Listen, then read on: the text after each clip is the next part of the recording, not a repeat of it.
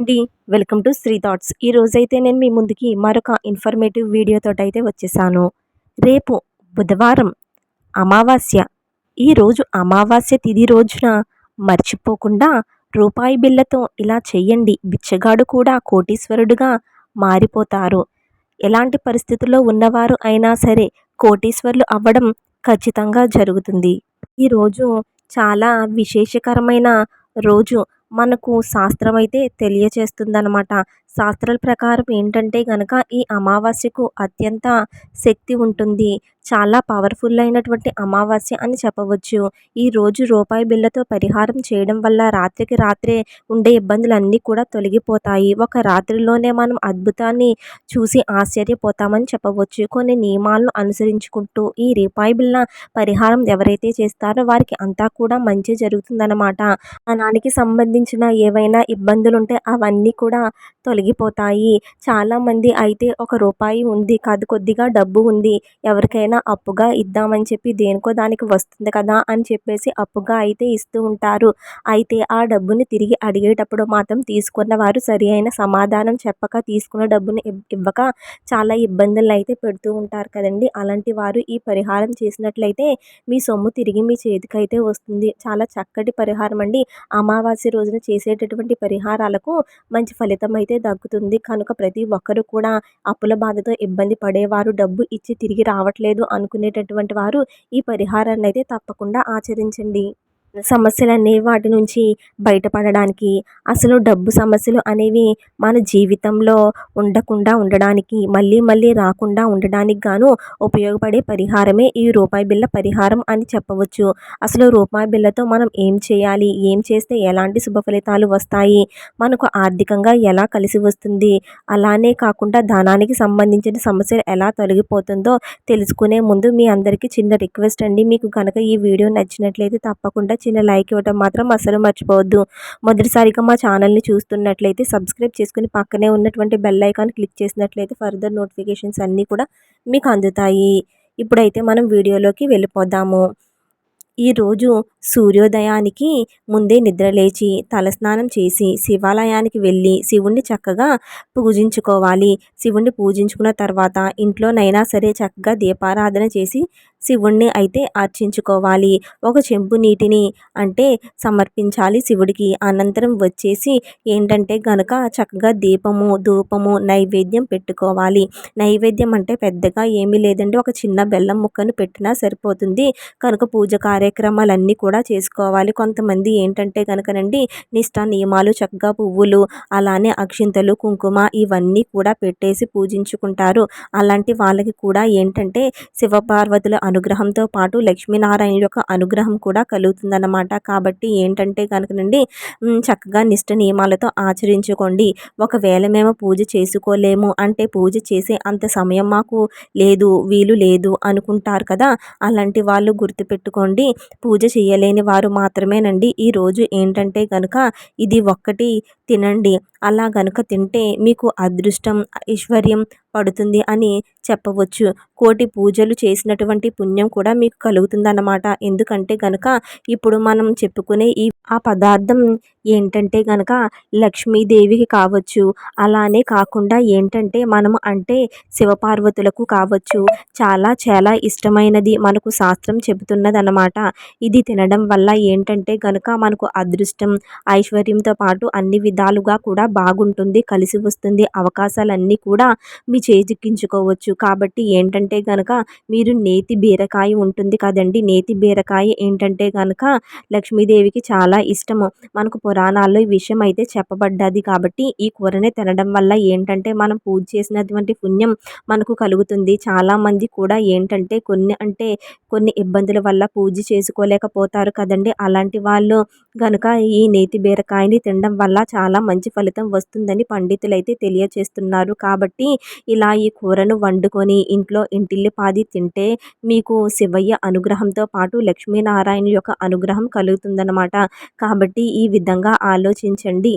ఆ తర్వాత వచ్చేసి ఏంటంటే గనక చక్కగా మీరు అంటే ఈరోజు రకరకాల పరిహారాలు చేసుకుంటూ ఉంటారు. అమావాస్య అంటేనే పరిహారానికి సరైనటువంటి ఒక మంచి రోజు అనే చెప్పవచ్చు. ఎన్నో రకాల పరిహారాలను అయితే ఈ అమావాస్య రోజున ప్రతి ఒక్కరు కూడా చక్కగా ఆచరిస్తూ ఉంటారు కదండీ! అవన్నీ కూడా నమ్మకంతో అయితే చేసుకోండి. ఈ అమావాస్య రోజున చెడు దృష్టులను తొలగించుకోవడానికి, దుష్ట శక్తులు ఇంట్లోకి ప్రవేశించకుండా ఉండడానికి, ఇంట్లో ఉన్న నెగెటివ్ ఎనర్జీ అంతా తొలగిపోవడానికి అనేక రకమైనటువంటి పరిహారాలను అయితే ఈరోజు ఆచరించుకోవచ్చండి. ఈరోజు ఆచరించేటటువంటి పరిహారానికి మంచి ఫలితం అయితే దక్కుతుందని శాస్త్రాల్లో అయితే మనకి తెలియచేస్తున్నారు. కాబట్టి ప్రతి ఒక్కరూ కూడా రేపు తప్పకుండా ఈ అన్ని పరిహారాలను మీరు పాటించి మీ జీవితంలో సుఖశాంతులను నెలకొల్పుకోండి. పరిహారానికి సరి సమానమైనది అని ఈ అమావాస్య రోజునైతే చెప్పుకోవచ్చనమాట. చెడుని తీసేసి అంటే చెడు దృష్టినంతా కూడా తొలగించి ఈ అమావాస్య రోజున మనకి ఇంటికి లక్ష్మీదేవిని ఆహ్వానించేటటువంటి రోజు. కాబట్టి ఈ రోజు చేసే పరిహారం కావచ్చు, ఈ రోజు చేసే విధి విధానాలు కావచ్చు తప్పకుండా ఫలితాలనైతే మెండుగా ఇస్తాయి కూడా. మనకు పురాణ గ్రంథం చెబుతుంది. కాబట్టి మీరు ఏంటంటే గనక మర్చిపోకుండా ఈరోజు మనం చెప్పే విధంగా వేప చెట్టును తాకండి. ఈరోజు వేప చెట్టులో ఏంటుంటుందంటే గనక లక్ష్మీనారాయణులు కొలువై ఉంటారని పురాణాల్లో మనకి చెప్పబడింది. వేప చెట్టు అమ్మవారి రూపంగా కూడా భావిస్తూ ఉంటాము. అమ్మవారి రూపంగా పరిగణించబడుతుంది. కాబట్టి ఈరోజు ఎవరైతే వేప చెట్టు దగ్గరికి వెళ్తారో వేప చెట్టుని తాకి వేప చెట్టు చుట్టూ ప్రదక్షిణలు చేస్తారో వారి జీవితంలో ఉండే దరిద్రాలు అన్నీ కూడా తొలగిపోయి వారికి సుఖశాంతులు అనేవి జీవితంలో ఏర్పడతాయి. వారికి అంటే 7 ఏళ్ళు సరిపడ్డ ఐశ్వర్యం కూడా లభిస్తుంది.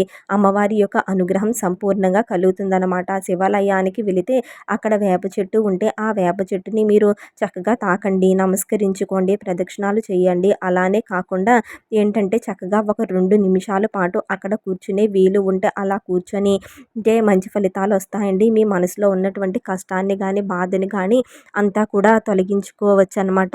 మీకు ఏదైతే కష్టం ఉందో ఏదైతే బాధ ఉందో అక్కడ కూర్చుని మీ మనసులో తలుచుకోండి. అదేవిధంగా మీ ఒంట్లో ఉన్న నెగిటివ్ ఎనర్జీని అంతా కూడా అక్కడ అలా కూర్చోవడం వల్ల అదంతా కూడా తొలగిపోతుందనమాట. దీనితో మీకు మంచి ఫలితం అయితే వస్తుంది. ఈ విషయాన్ని తప్పకుండా గుర్తుంచుకోండి. వేప చెట్టుని తాకడం ఖచ్చితంగా ఈరోజు వేప చెట్టుని తాకాలని మనకి పురాణ గ్రంథాలు అయితే చెప్తున్నాయి. అయితే నేను చెప్పే విధంగా పరిహారాన్ని అయితే చేసుకోండి. చాలా చాలా మంచి రిజల్ట్స్ అయితే మీకు వస్తుందని చెప్పవచ్చు. ఈరోజు చేసే పరిహారం ద్వారా ధన సమస్యలు తీరిపోయి ధన ద్వారాలు తెరుచుకొని డబ్బు నిరంతరం మీ దగ్గరకు వచ్చే అవకాశం ఉంటుంది. అన్ని దుష్ట శక్తులను తొలగించుకొని మీకుండే అదృష్టాన్ని మీరు తెచ్చిపెట్టుకోవచ్చు. రేపే బుధవారం అమావాస్య రోజు కాబట్టి మీరు ఉదయం ఈ పరిహారాన్ని ఆచరించవచ్చు. ఉదయం సందర్భంలో మాకు కుదరలేదు అనుకునేటటువంటి వారు సాయంత్రం ఈ పరిహారం అయితే ఆచరించండి. ఉదయం చేసేదానికన్నా పరిహారం సాయంత్రం ఆచరించడం వల్ల కొంచెం ఫలితం అయితే చాలా బాగుంటుందనే చెప్పవచ్చు. అయితే ఇప్పుడు లక్ష్మీనారాయణుల వద్ద కానీ లేదా శివపార్వతుల వద్ద కానీ నేతితో మీరైతే దీపాన్ని వెలిగించండి. దీపాన్ని వెలిగించిన తర్వాత కుంకుమ బొట్లతో దీపాన్ని అలంకరించి ఆ దేవుడికి ఏదో ఒక ప్రసాదాన్ని నైవేద్యంగా మీరు సమర్పించండి. ప్రసాదం చేసే అంత తీరిక లేదు అనుకునేవారు బెల్లం ముక్కనైనా కూడా నైవేద్యంగా పెట్టవచ్చు.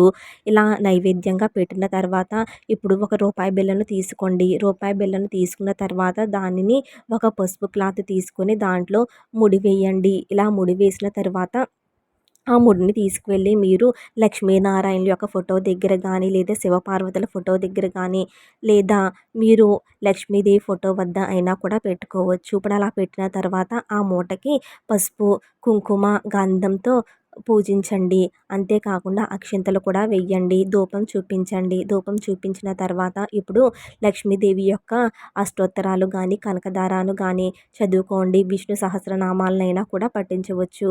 ఇలా అంతా కూడా పూజ అంతా అయిన తర్వాత ధూపాన్ని ఇల్లంతా కూడా చూపించండి. ధూపాన్ని ఈ విధంగా ఇల్లంతా చూపించడం వల్ల ఇంట్లో ఉండే నెగిటివ్ ఎనర్జీ అంతా కూడా తొలగిపోతుందనమాట. ఇప్పుడైతే పూజ అంతా కూడా ముగించుకుని హారతి ఇచ్చిన తర్వాత ఆ మూటను తీసుకువెళ్ళి మీరు బియ్యం పెట్టెలో అయితే పెట్టండి. దీపారాధన అంతా కూడా ఘనమైన తర్వాత ఆ మూటను తీసుకువెళ్ళి బియ్యం పెట్టెలో పెట్టండి. ఇలా బియ్యం పెట్టెలో పెట్టడం వల్ల ధన ఆకర్షణ అనేది పెరుగుతుంది. లక్ష్మీదేవి స్థిర నివాసి అయి ఉంటుంది. ఎవరైతే ఈ పరిహారాన్ని అమావాస్య రోజున ఆచరిస్తారో అలాంటి వారికి ఈ లక్ష్మీదేవి యొక్క పరిపూర్ణ అనుగ్రహం కలుగుతుందని శాస్త్రాల్లో అయితే చెప్పబడినది. ఈ చిన్న పరిహారం చేసి చూడండి. మీ జీవితంలో కలిగే అద్భుతాలను మీరే గమనించగలుగుతారు. ఇదండి ఈరోజు వీడియో అయితే. మీకు ఈ వీడియో నచ్చిందని అనుకుంటున్నాను. మీకు ఈ వీడియో నచ్చితే తప్పకుండా చిన్న లైక్ ఇవ్వటం మాత్రం అసలు మర్చిపోవద్దు. మొదటిసారిగా మా ఛానల్ని చూస్తున్నట్లయితే సబ్స్క్రైబ్ చేసుకుని పక్కనే ఉన్నటువంటి బెల్ ఐకాన్ క్లిక్ చేస్తే ఫర్దర్ నోటిఫికేషన్స్ అన్నీ కూడా మీకు అందుతాయి. Thank you for watching.